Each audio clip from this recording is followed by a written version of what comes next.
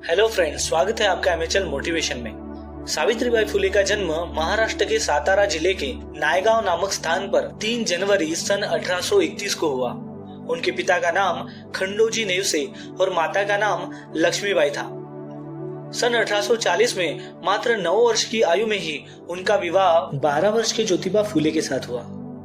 महात्मा ज्योतिबा फुले स्वयं एक महान विचारक, कार्यकर्ता, समाज सुधारक, लेखक, दार्शनिक, संपादक और क्रांतिकारी थे। सावित्रीबाई पढ़ी लिखी नहीं थी। शादी के बाद ज्योतिबा ने ही उन्हें पढ़ना लिखना सिखाया। बाद में सावित्रीबाई ने ही दलित समाज की ही नहीं बल्कि देश की प्रथम शिक्षिका होने का गौरव प्राप्त किया। उस समय लड़कियों की दशा अत्यंत दयनीय थी और उन्हें पढ़ने लिखने की अनुमति तक नहीं थी।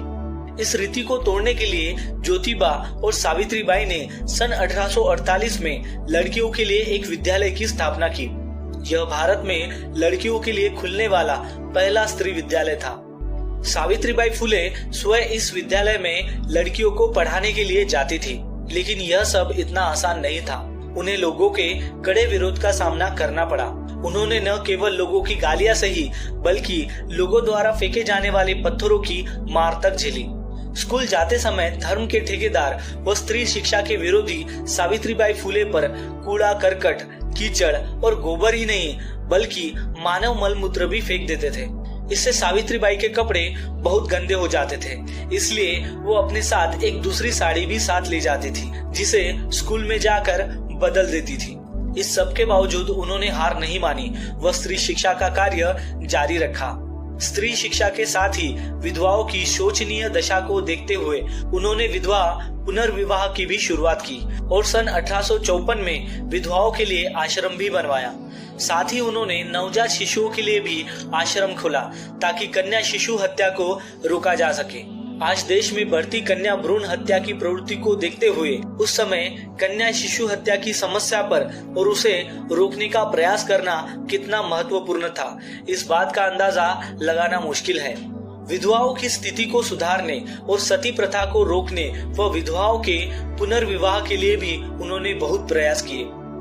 सावित्रीबाई फुले ने अपने पति के साथ मिलकर काशीबाई नामक एक गर्भवती विधवा महिला को न केवल आत्महत्या करने से रोका बल्कि उसे अपने घर पर रखकर उसकी देखभाल भी की और समय पर डिलीवरी करवाई।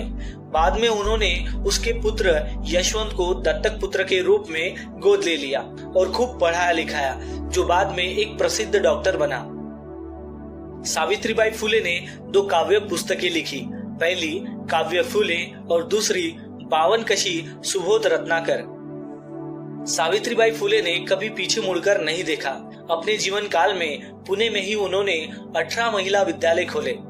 सन 1854 में ज्योतिबा और सावित्रीबाई फुले ने एक अनाथ आश्रम खोला। यह भारत में किसी व्यक्ति द्वारा खोला गया पहला अनाथ आश्रम था। साथ ही अनचाही गर्भावस्था की वजह से होने वाली शिशु हत्या को रोकने के लिए उन्होंने बाल हत्या प्रतिबंधक गृह भी स्थापित किया। समाजोत्थान के अपने मिशन पर कार्य करते हुए ज्योतिबा ने 24 सितंबर 1873 को अपने अनुयायियों के साथ सत्यशोधक समाज नामक संस्था का निर्माण किया। वे स्वयं इसके अध्यक्ष थे और सावित्रीबाई फुले महिला विभाग की प्रमुख थी। इस संस्था का मुख्य उद्देश्य शूद्रों और अतिशूद्रों को उच्च जातियों के शोषण से मुक्त कराना था। ज्योतिबा के कार्य में सावित्रीबाई ने बराबर का योगदान दिया।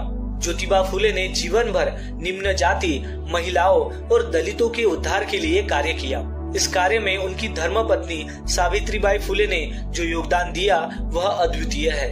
यहाँ तक कि कई बार ज्योतिबा फुले स्वयं अपनी पत्नी सावित्रीबाई फुले से मार्गदर्शन प्राप्त करते थे।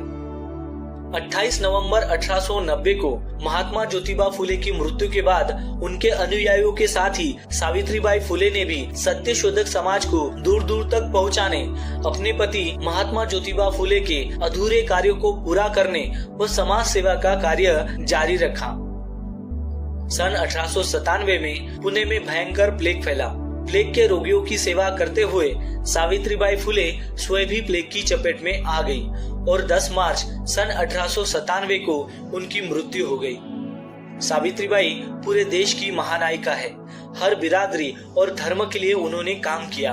उनका पूरा जीवन डाउनलोड मौज।